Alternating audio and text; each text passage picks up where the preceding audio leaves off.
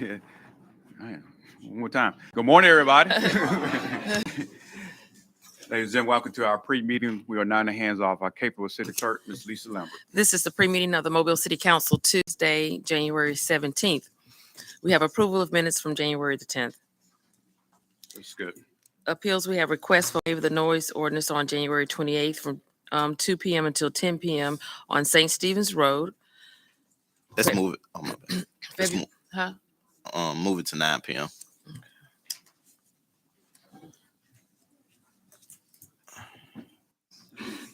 February the 3rd, 5:30 p.m. until 10:30. And this is in Mardi Gras Park. Okay. October 21st from 2 p.m. until 10 p.m. on Church Street. January 27th, 8:30 a.m. to 12 p.m. This is in Cathedral Square. February 17th through the 18th, 6 p.m. until 2 a.m. on LeSure Road. Well, 2 a.m. we'll go back to 12 p.m. I'm sorry, 12 a.m. a.m.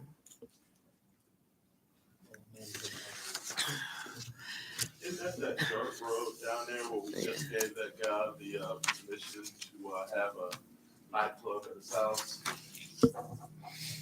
I don't think it was a nightclub, but yeah, an event space that he was holding in the county for 20 years. Yeah, it was carried over to the city. Yeah, I've been there a couple of times. It's actually a nightclub outside. It's all cool. Oh, you've been there. April 22nd from 7 a.m. until 2 p.m. Public hearings today is a public hearing to fix the cost for demolition of structures at 1864 Lucky Avenue, 1405 Congress Street, 1415 Eslava Street, 2118 Barron Place, 1110 Gammon Circle West, Jamon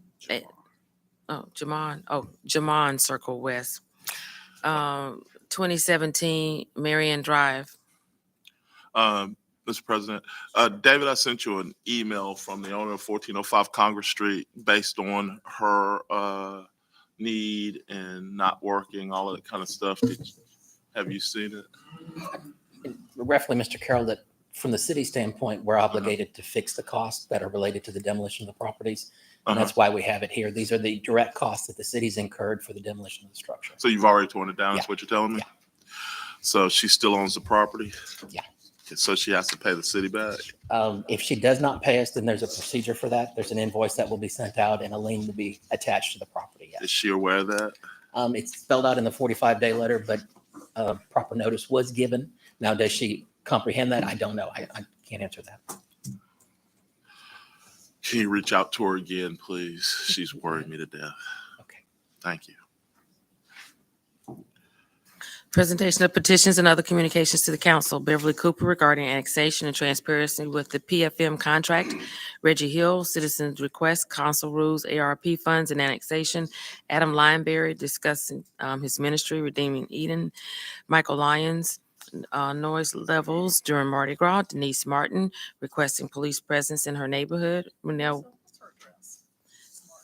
Martin, it is on Martha Court. Martha Court. 3660. They must have just moved because it used to be Cross Street in Plateau.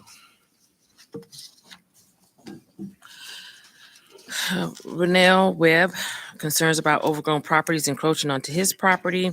Monique Chastain Wiggum, concerns about safety and mobile regards to the New Year's Eve shooting. Kendall Young, upcoming events for Housing First. Ordinance is held over. Madam Clerk. I would like to ask the Public Safety Director, is some of these issues, I guess, like the noise level and the police presence request, would you be able to speak this morning to those citizens? All right, thank you. Yes, sir. All right, thank you. Ordinance is held over. 64066 is rezoning property located at 1263 Baker Street from R2 and I2 to I2. We good. Mr. President, Yes, Mr. Days. if we could go back to Mr. Webb, who has concerns about overgrown properties encroaching into his property. I see he lives at 630 Euclid Avenue. So if we could have someone, Carnegie Lap or someone else from Public Works that might address his, be prepared to address his issues. What's the address? 630 Euclid.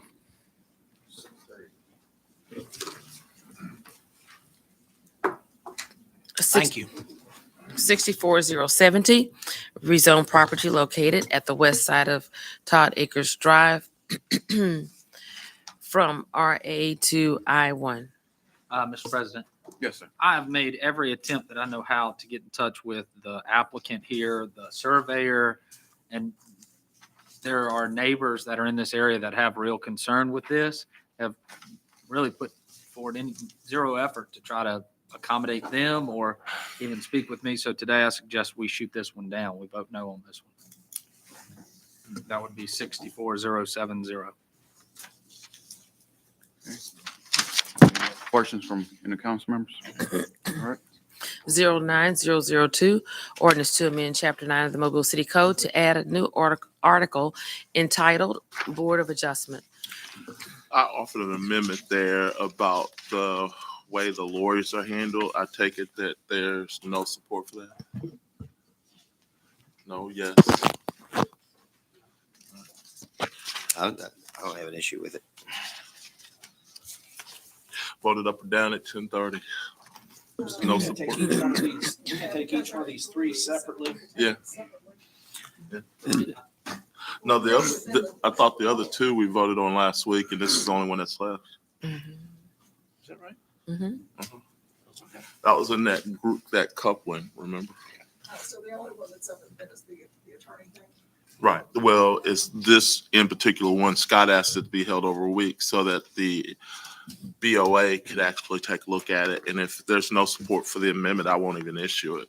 But I think that we're making a mistake there. President, Mr. Penn.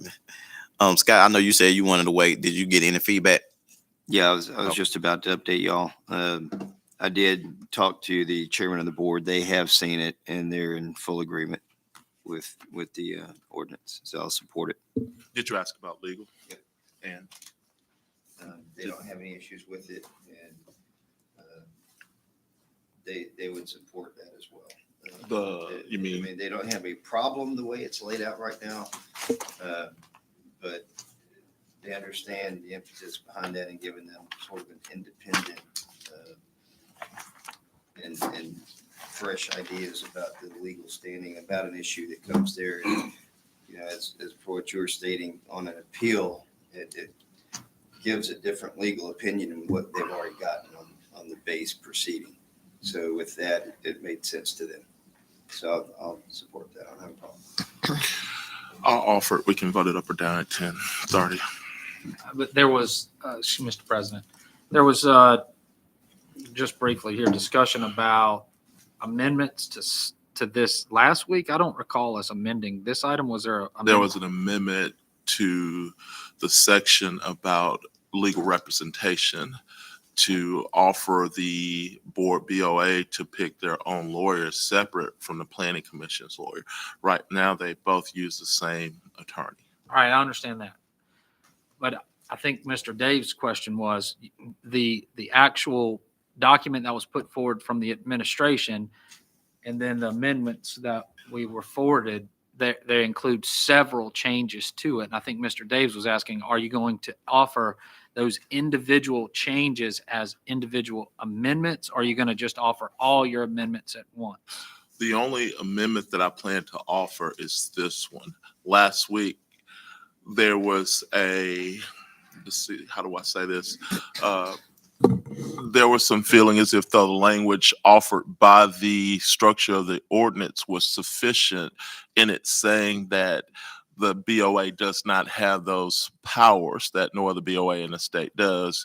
I simply think that it doesn't belong in there, period, because it's a known fact by the State Enabling Act that no BOA can have that language. So it should be struck in period. So I guess the consensus was last week is that even though it says that they don't have that power, it can stay when I listen to all of you guys. So what's the point in changing it by amendment if you guys are fine with the language? Yeah, Right, so that so clears I'll it up. only offer the one.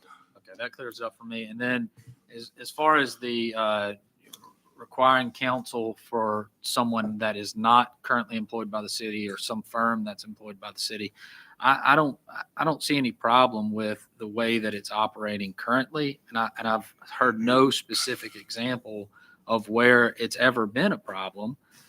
Again, to the point I raised last week, we have 7 appointed people on this board, and those people are the ones who get the vote. Those people are in place, and they routinely go against, say, a recommendation of the city of Mobile. They recommend denial, and Board of Adjustment approves it, or vice versa, all the time, routinely. So, and then that's with this attorney situation that exists now, that this would, I don't know what it would fix, Well, I guess is my point. I hear you. In my thinking, it comes a time when you have that one item that is clearly a one at a time item, sort of like the door to in or out on Dolphin Street with the ARB. You want a separate opinion when when there is a clear defining moment that may be different from what the planning commission wants.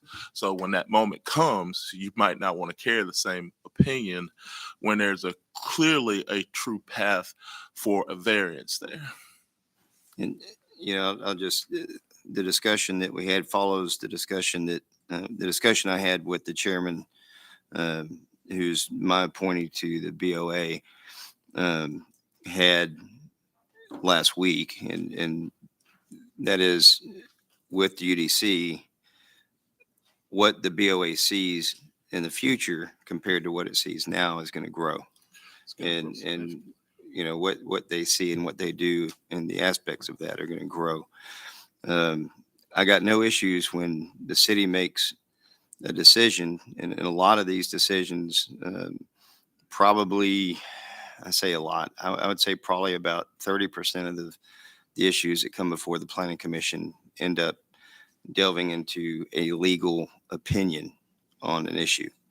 And when that goes forward, if you have the same legal opinion on an appeal, that is where they would like to see the possibility of having their own attorney to either agree with or offer another legal opinion, sort of like we have with the city council.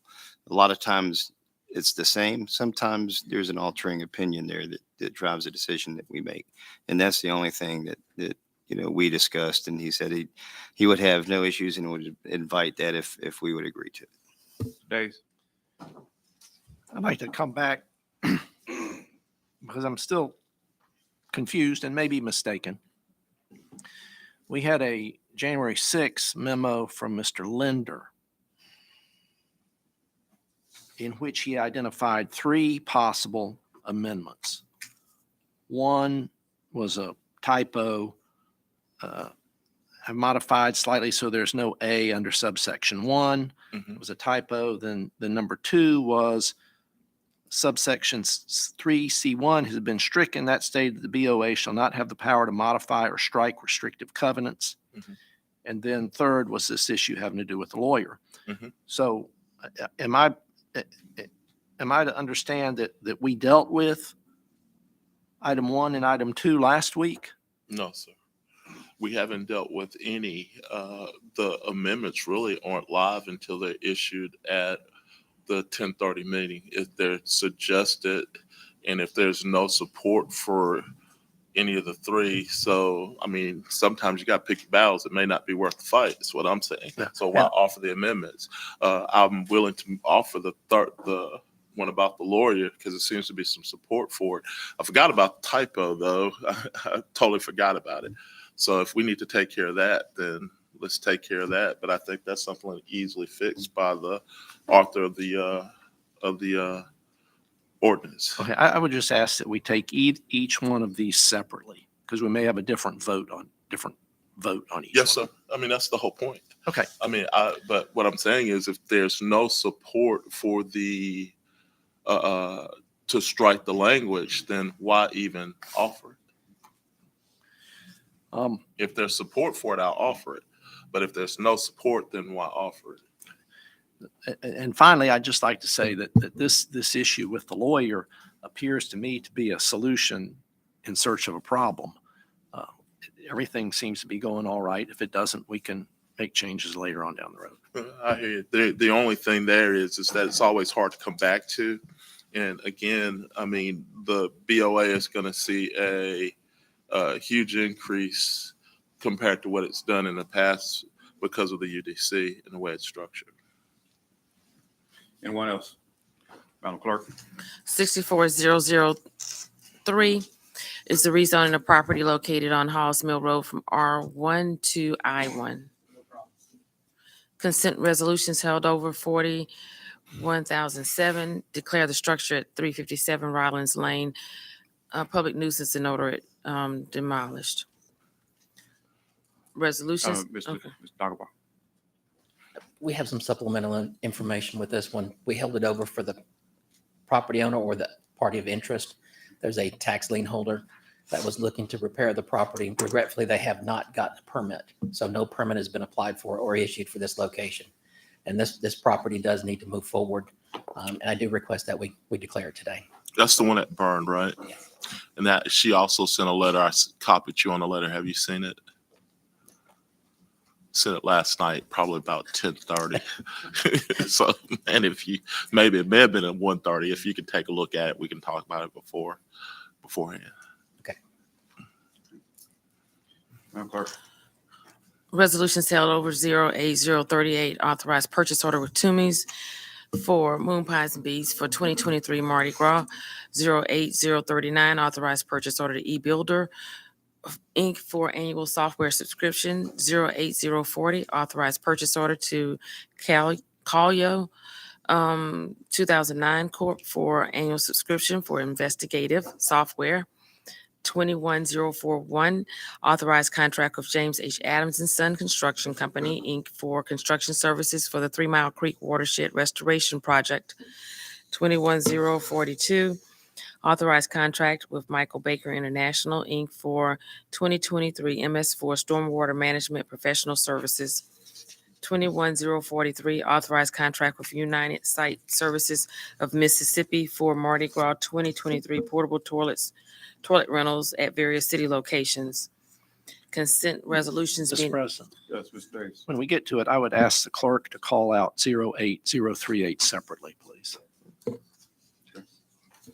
consent resolutions being introduced. 03044, appoint Vic Lockett to the Public Works and Recreation Board, the City of Mobile. 03045, appoint DeQuell Robinson to the Advisory Commission on the Disabled.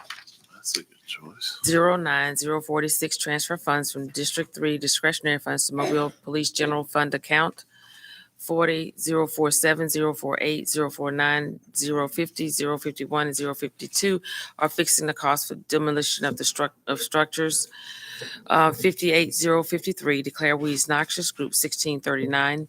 60-054, 055 are approving awards of special bonuses to the firefighter of the month and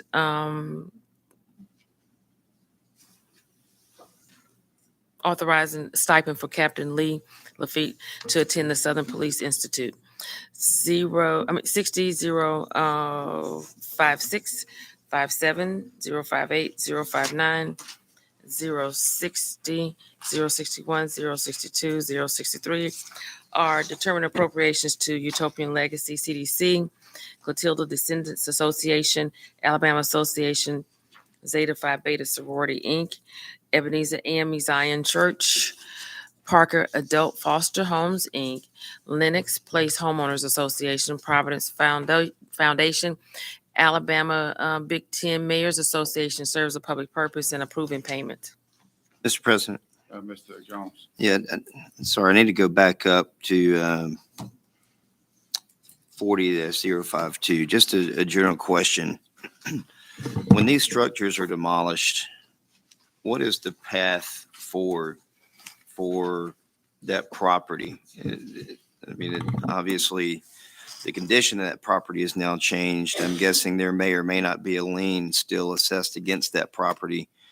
But if it continues to stay just a vacant property, at what point does the city action that and bring that to a position where it can sell that property, so we can get another, residential home on that property?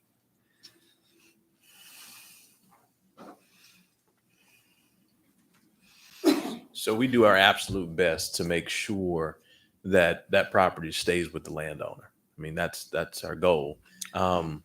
If in not that 6 months to a year, then they're not paying the city, but we attach it to, we attach it to the taxes. The laws change, so that's become a problem. But then we start, of course, the lien holder process of taking that next year or so to take the property. But we do not. That's not our first step at all. We're trying to always keep the property in the hands of the property owner. It's only if it continues to be delinquent that we go ahead and process our liens. And I asked that one of the reasons that I asked is we have a number of these properties, even in my district, where the property owners just let it go, and they have no intention of ever doing anything with this property, and it just brings down the community around it. So I know there's a lot of legalities with that on what we can and cannot do, and that may be something that we can look at from a legislative point. I know throughout the city, we probably have a lot of these properties, and you get one and it starts impacting the homes around it. And I've had one, and the neighbors called me and said, "Hey, I'm selling my house because of the property next to me. I can't get it fixed." And then that just continues to trickle down throughout the community. So it's a problem. I don't know how we get after it, but I definitely want to keep this discussion going to figure out, how we can fix this issue. It's a problem. Thank you, Mr. President. Resolutions being introduced. 08064, approved purchase order to Koblenz equipment and parts for mowers for Public Services Department, $39,924.40. 08065, approved purchase order to Sunbelt Fire for 100 sets of leather fire boots, $55,800. 09066, transfer funds from general fund unassigned fund balance to capital improvement fund, capital project Civic Center new parking facility, $1 million. Mr. President, Mr. the transfer of these funds, what's the idea here that this is going to be for the design for the parking deck? But we don't know what we're going to build the parking deck specifically to support the Corps of Engineers, right? For the whole site. The whole site. The whole site, okay. I think if I remember in the course proposal that went out to all the developers, the Corps asked for 800 parking spaces in that proposal, if I'm not correct. Now, I don't know if the Corps is going to waive that request for 800 parking spaces or not, and The RFP said they had access to up to 800 parking spaces, 818 actually. I actually read it again last night after I saw this. It didn't say access. The Corps, it required a facility of 800 or better parking spaces for the Corps themselves. Now, I don't know if they're waiving that or not, and maybe they have agreed to waive it. I can't. I was at the eye doctor this morning. I can't even see with my eyeglasses on. That's Willie. Okay. All right. We could pocket some more. You want? No, he just answered it. Okay. He just answered it. And that's just during the day. Yeah, that's during the day. Access during the day. It's Right. during the week when Right. they're there at work. Mr. President, Uh, on this same agenda today, we've got the lease, and there's no question about what it is and what it isn't. It spells it out. You know, the term, the spaces, how many are allocated and what times for some of them. Some of it's a little ambiguous, but it seems, I mean, there's even an accommodation here of parking spaces that if we don't build the parking deck, that we're going to give up a maximum of 818 parking spaces just on the Civic Center site altogether. That's right. So, I mean, it seems like it's pretty clear that the parking deck is being built to support the Corps of Engineers, and maybe we'll have some ancillary use, you know, for Civic Center or whatever, depending on how that progresses. But I still have the same concern that I had initially, is this kind of cart before the horse. Like, I don't even know what the Corps of Engineers really going to produce over there. I mean, and then here we are giving up our ability to interject and affect that process one way or the other. Like, I'm not in agreement with the 25-foot setback. I don't want the Board of Zoning Adjustment to issue that to them for that big setback. And then also the finishes out there, you know, that with the Carol Jones amendment to the DDT plan didn't accommodate maybe the finishes that the Corps had in mind. So then they still have to go to get that variance. And if we approve the lease, agree to a parking deck, all these sort of things and sort of accommodation for them, and they don't get those approvals, which I'm going to advocate against, they don't get those approvals, then what? You know, I'm not trying to stall things, but it's like we probably ought to come to terms on things that are going to affect them and affect their decision before we approve a lease, reallocate money, and, you know, start the process of building a parking deck to accommodate. Mr. President, Mr. Carroll. we might be a little bit ahead of the agenda, talking about the ground lease and also the core building. But right now I'm reading back through the process in which this building has been through. On the use of, let's start with the proposal or the request for proposal from the Corps. In the request for the proposal for the Corps, section 2, paragraph 4, is that right, Willie? States that the Corps will adhere to any of the surrounding municipality laws, historic districts, historic requirements, or form-based in this code, all of those sections that they would adhere to in their building. After that, the Corps originally presented their original building to the ARB, and the ARB kind of denied them based on the look and also material use because it didn't fit the area. The Corps since then has gone back and corrected the building with its offsets to break it up so that it doesn't have a long face side. They've corrected the gym in the front, also the reflective glass, and also the height of the material so it looks somewhat better than what it does. Since then, the use of materials has been approved by the ARB. I think it's gone back before the ARB. It was on a Wednesday, I think last month. So they've met those challenges and hurdles with their building so far, and the use of materials actually looks good on the building. I don't know if you've seen it yet or not, but it's published with the ARB material. The elevations and all that stuff has been published with the ARB material. So they've also met the requirements of the DDD and those material requirements and the form base which DDD requires. The only thing that hasn't gone through that process is the parking garage at this time, and I'm hoping that the city will take the parking garage through the same process and adhere especially to the envelope so that we don't have some massive gray building outside that shows ramps and everything else. I think that the building, in my opinion, should match somewhat what the Corps tried to do with their building, and it may cost us a little bit more than $25 million, but I'm hoping that we get to something of that accord. Well, the setback is actually governed by the UDC, but because of the type of industry this Corps is, I think they have to have a minimum of 50 feet. Am I not right, Willie?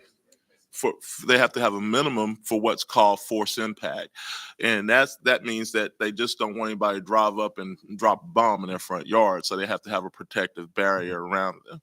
So that is a variance that they'd like to apply for. Yeah. To be clear, the developers submitted, I think it's 8 or 10 variances that were required based on the zoning. Those have already been submitted by the developer to the city. So we'll receive those variances. Well, we haven't seen them yet, but I think instead of them coming to us, they go to the BOA, correct? Because of the new UDC. And that's also why I think, again, when we talk about a lawyer separate from the planning commission and the UDC, I mean, in the BOA, that, you know, BOA is going to get a lot of attention now. So we need, I think that separation, it would be a good thing to go through that. But to talk about the Coors building, that's where they are. I think they've jumped through a lot of hurdles. I think they're pretty close. This ground lease we can talk about when we get to it. I've read it extensively. And that'll just be at the pleasure of the body. Well, I don't want to commingle, Mr. President. Yeah. I don't want to commingle the issues with the lawyers and all that stuff. I just want to get, you say that, you know, everything, you know, the ARB has been produced of renderings and we know all the things going on. I don't know what they are. I haven't seen a presentation or anything by the Corps or whatever that we're going to convey some of our most precious real estate to them by way of a 100-year lease. And build a parking deck to support them and all of that sort of stuff. Yet I don't know what, I mean, I've just watched the news, you know, I try to watch Board of Adjustment and Planning Commission and ARB. I don't really go to their meetings, but I haven't really received much by way of them. So I really don't know what has been decided or settled on firmly at that spot. So I'm just, before we start talking about, you know, conveying the property to them and building a parking deck and, you know, full support of them, we probably ought to know what they're going to put there. Finally, going to put there, not speculatively.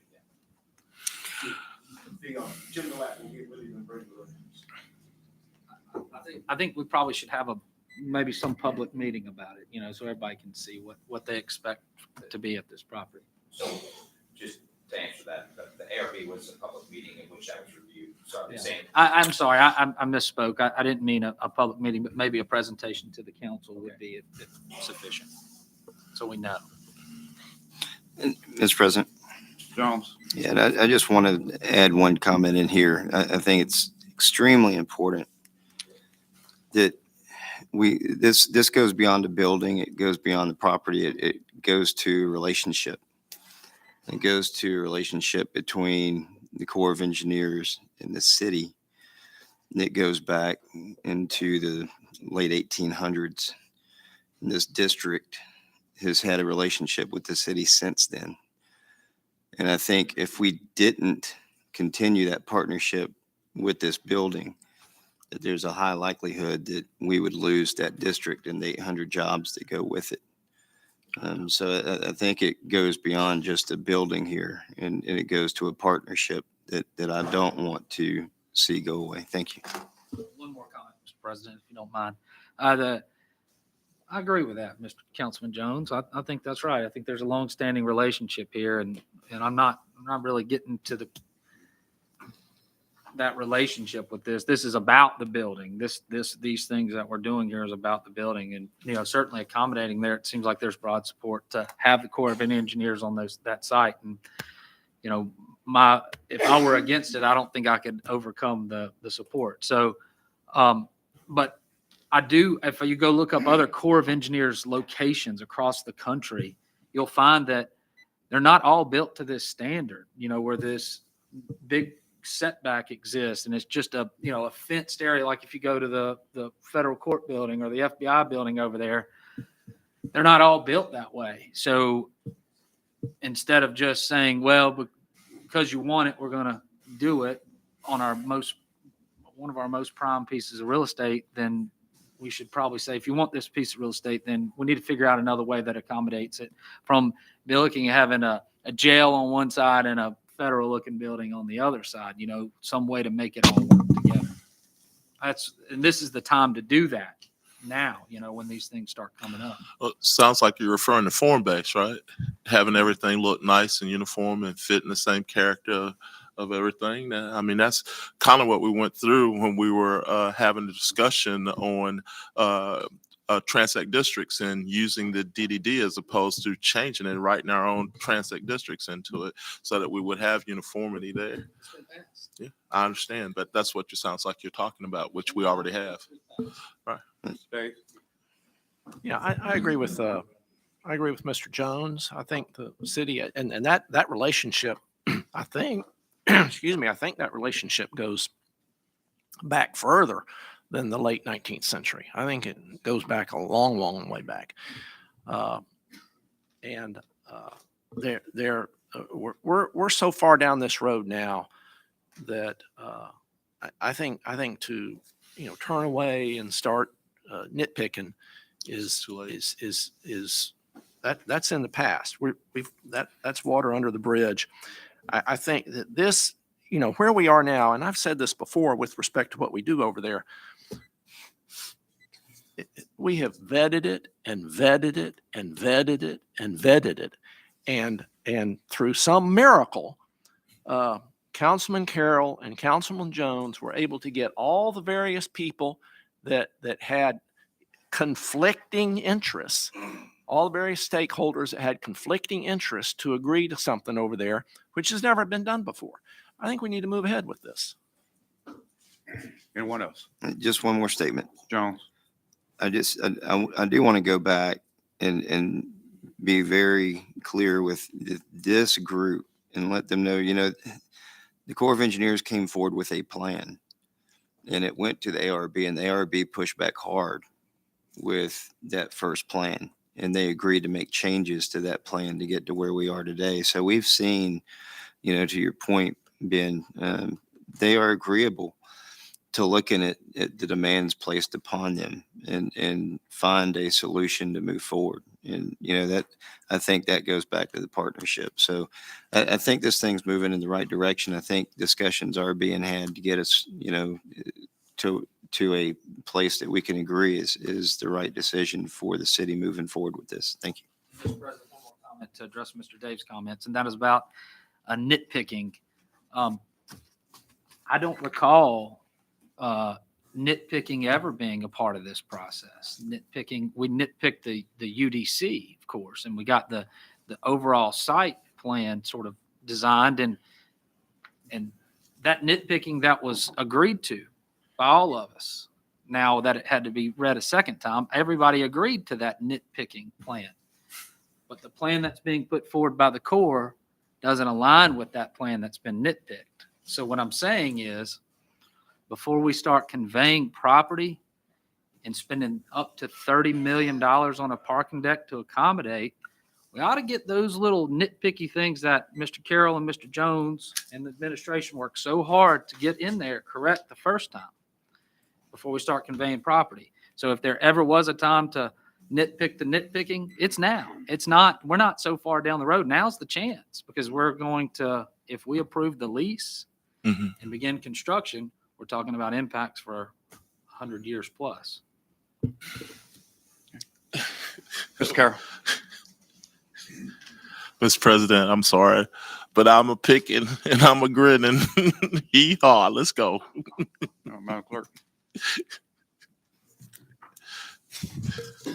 21067, authorized contract with Water Surveying, Inc. for surveying services at the new Police Department mounted unit, $28,400. 21068, authorized contract with Overstreet and Associates for engineering design services for pedestrian improvements on Water Street at Beauregard Street, $32,000. 21069, authorized contract with Kimley Horn and Associates for park entrance and amphitheater improvements at Medal of Honor Park, $221,665.75. Mr. President. Yeah, Mr. Jones? Yeah, just one question on this. Is this for the design part of this? Because I thought this was going to come in significantly higher. The design. Okay. And just thank y'all for this. If you haven't been to Medal of Honor Park coming off of Hillcrest, that entrance is just unsafe. There's a lot of pedestrian traffic mingled in with vehicle traffic coming from about 4 different ways.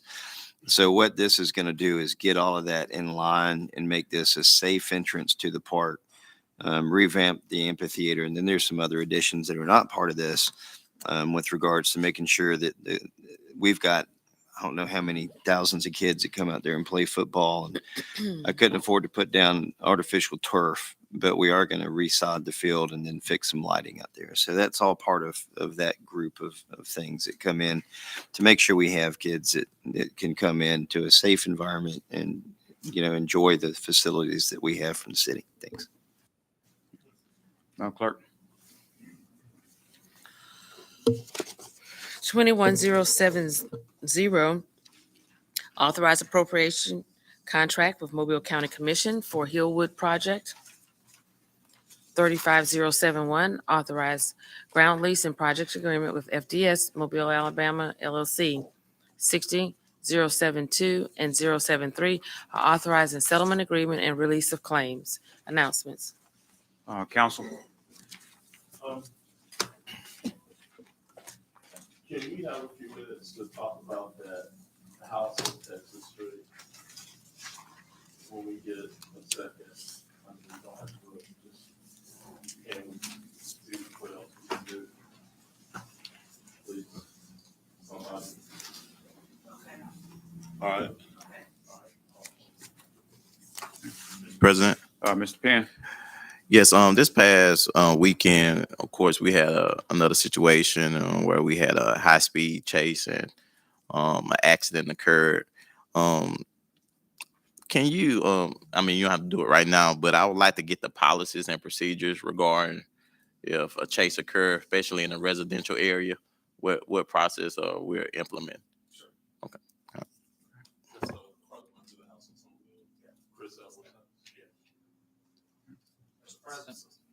Mr. Reynolds. Back to this lease, 35071. I think it's important that we note sort of the contribution we're making to this longstanding relationship with the Corps of Engineers. And I believe we're essentially deferring any sort of rent for approximately 20 years. I mean, $1 for the first 10 years, $100,000 for the next 10, and then market rate beyond that. And then along with that, we're going to build a parking deck of up to $30 million. And we're going to set aside some parking spots that they're going to pay for. I'm curious to know, at the end of the 20th year, how do we look from a capital expenditure standpoint? Have we covered our cost? All of that sort of stuff. So as we progress through this, I'm sure somebody has those answers. We'll be able to, illustrate them a bit better to me so I can understand them. But passing this next week with not having an outcome, I would say probably shouldn't happen. We should probably hold this sucker off until we know what the outcome of the Board of Adjustment. And I guess 8 approvals, I think there was, you said? Yeah, we don't foresee those being controversial because of the process that's already gone through with ARB and their approval. So it's really just, adapting to the current zoning. So I don't see that being a holdup, basically. So you think that this is going to be approved through Board of Adjustment, the setback Yes. variance? Where does it go? I'm sorry. Where does it go before then? That I don't know. I can get you the date. We received the variances requests about 2 or 3 weeks ago, just before the holidays, I believe. So, I'll get the date for you. I'll let you know. But we don't see it being an issue. Okay. And these other locations for Corps of Engineers sites that don't have the big setback So that exists throughout the country? Nationwide, post September 11th, any federal building that didn't meet the force protection requirements is under a waiver by DOD. And so the current building, that federal building that the Corps is in, is currently under a waiver. That's the reason why they're trying to meet that. A whole bunch of other things is why they're trying to build a new building, is because they've been operating under a waiver for a very long time. And so any building that any federal employee, and particularly the Corps ones, but any building that doesn't meet those requirements is operating under a waiver. If they move to a new building or build a new building, it has to meet the requirements. So that's why you'll see every new building that's being built that way has to meet the requirements. Well, it draws my attention to why this location. I mean, it's just, we're talking about an entertainment district, an entertainment area, I mean, the parking deck, it's great. I'm in favor and support of a parking deck, but we got parking issues. But I just question, whether or not that is the most appropriate location when there can be no accommodation on the setbacks or finishes, for that matter, or very little accommodation. That's it, Mr. President. Mr. Davis. Colonel Blapp, what is the plan for the building on St. Joseph and St. Michael that the Corps is currently in? I can't say specifically, but Willie Patterson's here from the Corps. The best I do know is that that building is owned by GSA, and it's up to GSA and what they want to do with it, whether they renovate it. The thought has been, or the discussion has been, and Willie, correct me if I'm wrong, is to, once the Corps moves into their new building, to completely gut it, renovate it, bring it back up. It needs everything new, and then start to relocate some of the other federal folks that are scattered throughout the city back into that building downtown. Okay. Is that Well, accurate, Willie? That was the original plan. Now, as long as it's too expensive, they're gonna demolish it. So that building needs $120 million. All right, well, that, we certainly have an interest in what happens on that piece of property. Correct. Demolish it. That's what we hear from GSA, but I haven't confirmed that's the latest, because it's just so, it's cost prohibitive. Let me ask you a crazy question. Yes. Who owns the dirt? Yes. It's fee owned. It's fee owned? Yes. Okay. Mr. Bonner.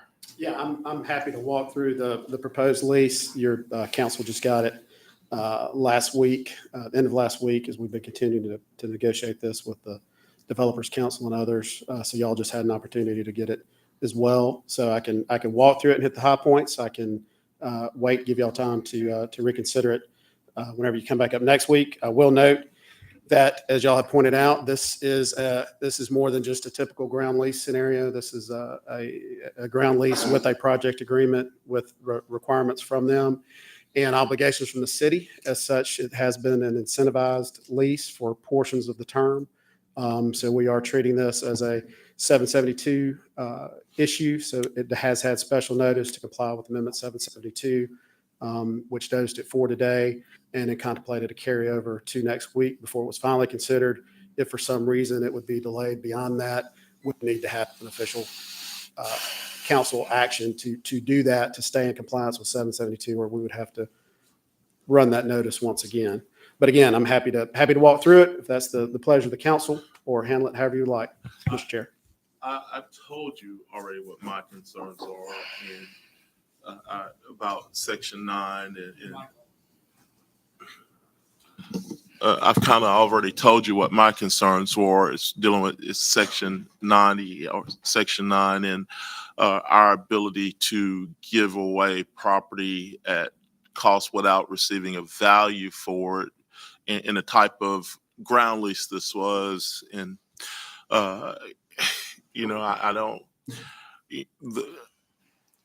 I just see one, in this case, the Corps doesn't own the dirt, we own the dirt. And then the Corps doesn't own the building, the developer owns the building. So the developer stands to make a monumental amount of money off of us giving away a lease opportunity here. As they lease their building to the Corps, I mean, they're making millions and we're just sitting here tottering along. That was my concern. But like I said, I'm not going to really push that, because in this case, the 800 jobs that we're looking at are here already. We're just going from one spot to another. And in this case, we have an outside developer that owns a building that's making a fortune, but still yet we're giving away the house. Sure, and I'll be happy to just walk through some of the thought process that we went through as we were addressing those issues. One is, this is 800 jobs and this is 800 retained jobs.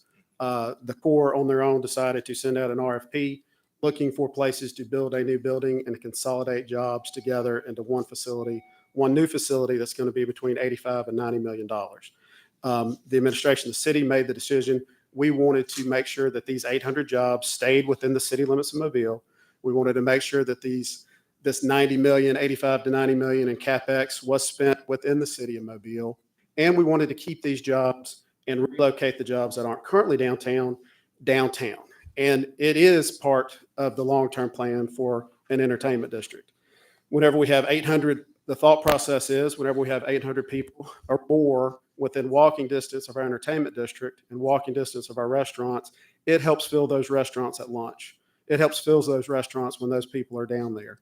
And so it was a component of this. We're now stretching 800 employees out to the further end of our entertainment district, which should facilitate greater foot traffic into those restaurants. So with that in mind, that is the reason why we went through the process of working with the developers to incentivize this project. As you have correctly stated out, this is not a GSA facility. This is a privately owned facility which is going to house a federal agency.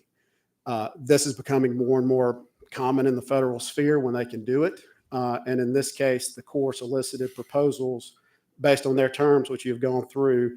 And I believe they had 3 or 4 respondents, all national firms that do this in similar situations for Corps projects.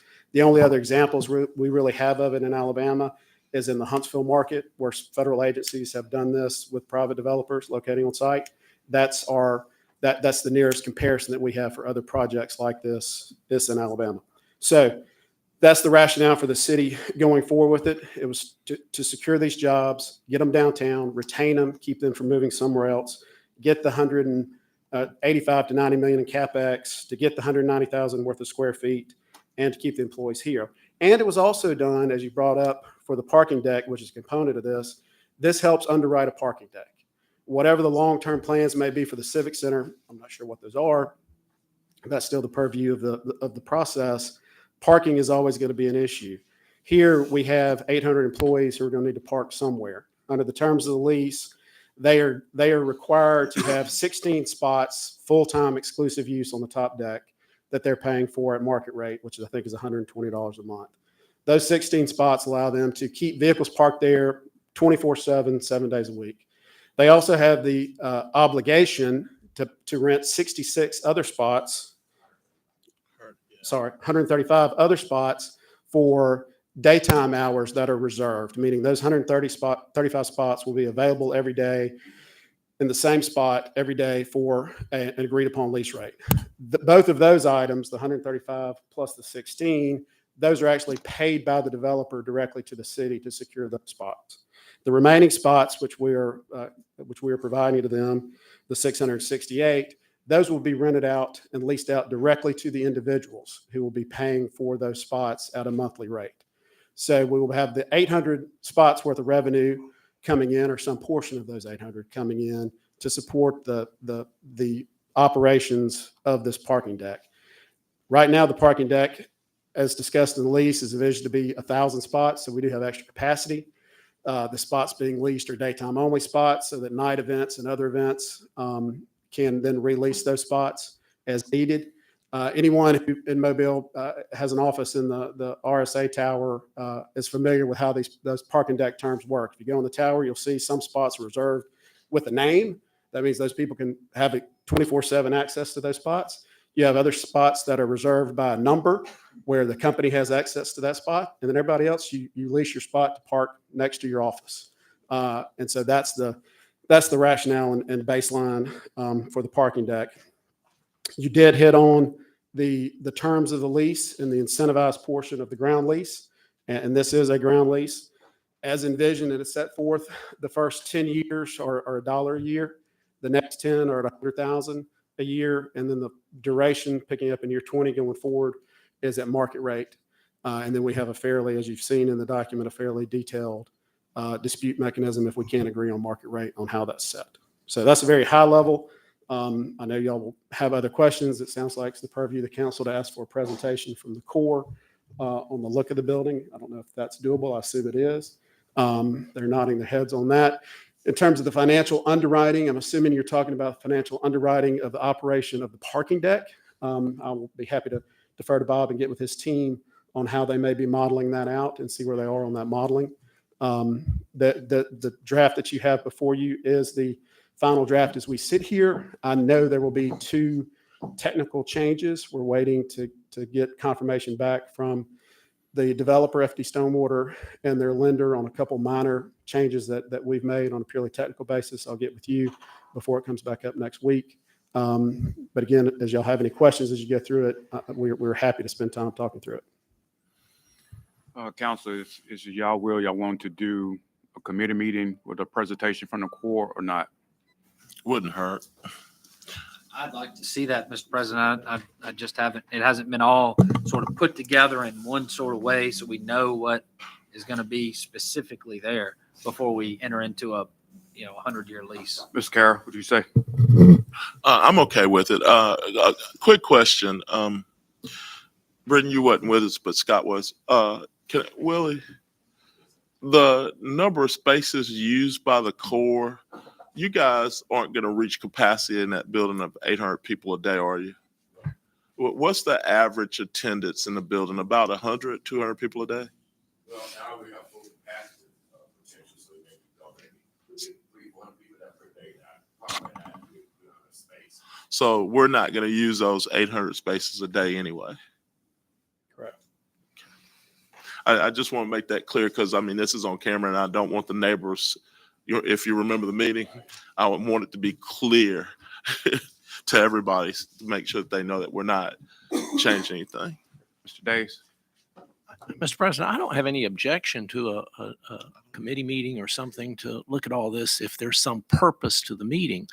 But it sounds like to me, after listening to Mr. Reynolds today, that he's opposed to that development, no matter how it's put together, when it's done, or whatever. And so I'm not sure I see the value of having a meeting. Mr. President, one comment. I'm sorry to maybe come off as confusing to Mr. Daves, but the truth of the matter is I'm after the setback. Like I said, the will of the council is clearly to allow the Corps of Engineers, and I'm willing to go along with that for sure. That they're going to be there, and there's obviously good points as to why it makes sense for it to be there. Now, Mr. Carroll raised good points about what the incentive structure is and all that stuff, but I thought I made it clear. Obviously, I need to clean that up a touch. So I'm clearly after the setback. That's what I want to see revised, and I intend to be at Board of Adjustment meeting advocating for a setback that is not as big as it is there. But my understanding with the setback is that it's a mandated setback. Is that not correct? That's right. If the building's going to be there, it's got to have that setback. If it's going to be anywhere, it's got to have that setback. So then now it raises the question as to whether or not that location in fact makes sense, or if that is in fact the only way that they can put a building there is to have this big setback. So, and let's say Board of Adjustment sees the way I do. Let's just say that they say, no, we can't do it. Then what? Should we go ahead and, yeah, that's right. They'd have to go to circuit court. So we already enter into a lease before any of that stuff's worked out. We're just making these assumptions that everything's just going to go just as we see it, which it rarely does. Mr. Mayor? When the Corps of Engineers was project started, we were looking at the site close to the International Trade Club of with our offices. That would not fit because we couldn't find the force protection. Then the Corps of Engineers and developers, they scoured the city. 5 other Different sites. places where you could possibly put this site, and none of them were agreeable to the Corps. Okay. The city doesn't have another piece of property that we could offer up to the Corps in the downtown area where they could build this building. And so the options of widening it somewhere else, is those were exhausted probably 18 months or 2 years ago. We've been at this for about 3 years. And when you think about, or concerned about the economics of it, 20 plus years, we've been waiting for somebody to come along, Mobile, and say, we want to build another high-rise building.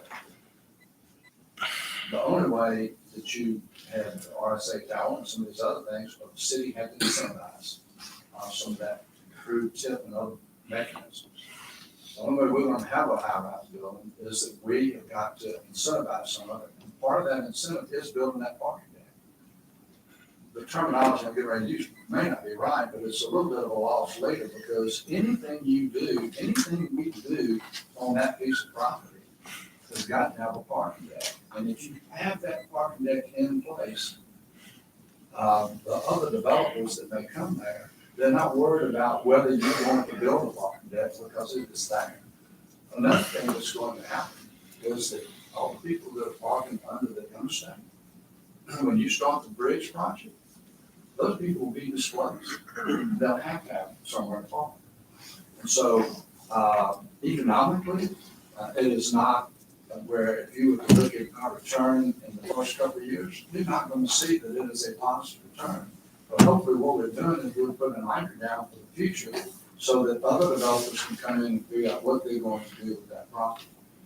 And if all you're after is the forest protection, and if in fact the forest protection can't be changed, I don't know why there has to be another presentation. I mean, we've been talking, as I said, there's been multiple meetings. Sure. Mr. President, one other comment here to the mayor's points, which I've understood. Those were made to me early on, that was the purpose of this. And I don't recall raising any objections to those concerns. But the appearance of the building, that hadn't been settled up and finalized with this city council. You know, the way it's going to look. I mean, is it going to look like this? We don't have that authority. We have it by way of this lease. We have it by way of the UDC, the zoning, the DDD we did. And then we also have the opportunity to truly understand fully the setbacks and, you know, where that line truly is with the federal government on what they can and cannot do. Again, I haven't given specific examples, but they exist of other buildings where the federal government has been willing to accommodate municipalities, business owners, whatever else for waivers on their setbacks. So I think it would be helpful, not just to me, although it sounds like Mr. Daves is certainly trying to frame it that way, that it's just me that wants to see it. But I think the general public would like to see, you know, what the news media would certainly like to see what this is going to look like. What's it going to be? Mr. President, Wait, 1 minute, council. Mr. Day, 30 seconds, then we got to have a special call city council meeting. Okay. I just wanted to say that I admire Councilman Reynolds for employing, he hasn't been on the council that long, you know, but he's employing a well-known parliamentary tactic of being fundamentally opposed to something that he says he's not fundamentally opposed to, and then loading it on, adding all these ifs, ands, and buts, and meetings, and hearings, and pictures to eventually kill something he is fundamentally opposed to. President. 15 seconds, Mr. Carroll. No question. The asphalt at the Civic Center, when we cut the footprint for the building and the parking lot, are we leaving the remaining spaces until we have a developer on site? So our opportunity for compound revenue out there will still exist. Thank you. Well, after the building's built, I'm saying that, you know, campers, additional parking. Mr. Jones, Mr. Penn, and Ms. Gregory, will pictures be sufficient enough to? Perfect for me. Okay. If we can just get some pictures provided to the council, we can go forward. Anything from the administration? Mr. Leonard, can you explain to us why we had to have a special call city council meeting? Thank you. President Small, we're calling a special city council meeting to address the tax increment financing district. That's District 2, which will be located in City Council District 3. I want to make sure everybody understands that because both myself and some others got confused by that, but it's District 2 that will be located in Council District 3. This is required, this special meeting is required by Section 11-99-4, subsection A2 of the Alabama Code, which requires the local governing body, i.e. the city council, to call this meeting to invite representatives of the deferred tax recipients, which I believe in this case are the school board and the county, and give them the opportunity to discuss the boundaries of the district, development within the tax increment district, exclusion of particular parcels, tax collection. So that is the purpose of the meeting, and that's why it's being called. We're going to adjourn this pre-council meeting, and we're going to start the special call meeting at 10:15. For the ones who do not want to stay, you can go ahead and exit at this time. Council, if you need to take a quick break, 5-minute break, you may do so at this time. See you all at 10:15 right here. No.